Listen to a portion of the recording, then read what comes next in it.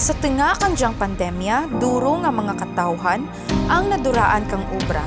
Pero diyang tiyempo nangin paagi, agad makapatukod kang sangka livelihood project ang mga katawhan sa Antique Rehabilitation Center. Ang mushroom production sangka livelihood project kung sa diin ng atin mga persons deprived of liberty ang nagaobra.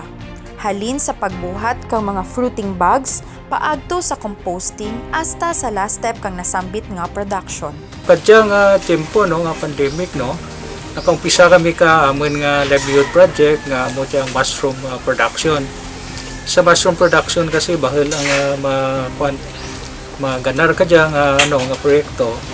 Kaya sa tanan nga mga stages niya, ang mga PDLs naton nga nagaobra may sweldo gida.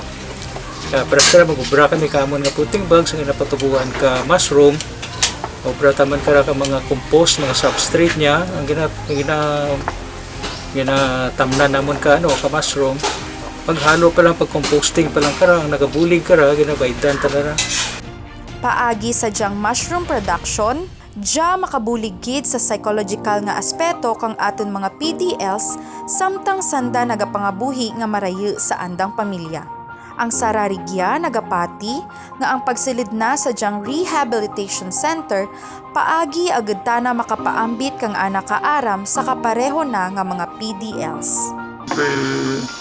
Pag tuon ko dyan, tisado ko at least nakakita ko nga ang akon nga buwi rin dyan, ang binatang ako pang-uwi rin dyan. Nga may post pala nga makalulig kang dahab dyan, no? Hindi lang ko nga so, ang pagkasunod ko nga binatang ko dyan, pag ko ang aram, mas kong kaaram ko nga makatulog ko nga bengan tayo. Bahulgid ang bulig kang diyang mushroom production sa mga PDLs. Kay dyan nangin mapinuslanon kag sara sa mga nangin paagi nga sa pihakang andang sitwasyon sa gihapon sanda natugruan kang kahigayunan nga makaobra kag makabulig sa andang pamilya.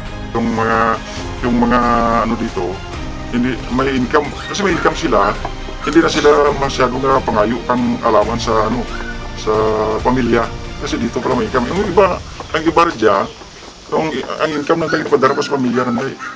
Padara na sa pamilya na. So, umura ka makita natin nga bahal ang impact na nakaturo inspirasyon sa mga investor. Gusto naman nga i-cascade namon sa sa mga pumuluyo man. Kaya ng mushroom kasi ang market na kara mo bahal ta na karang market kara. It's only how to ang kuan karang obrahan na paano mo i-tap yung market din nga pag-produce ka mushroom may bakal din nga market. Tikad dya, pinakulang man kami sa mushroom namon. Kag kung na makabulig tanda nga makaproduce man, hindi makakwarta tanda at the same time, as a whole, nanti kayo nyo, makabulig mo kami sa kananda nga panginabuhi.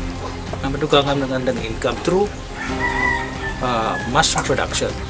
Ang diyang livelihood project, bahulgid ang ana impact sa pagpangabuhi kang aton mga PDLs. Gani, hindi kita magduha-duha sa pagsuporta sa mga lihok nga pareho ka dyan.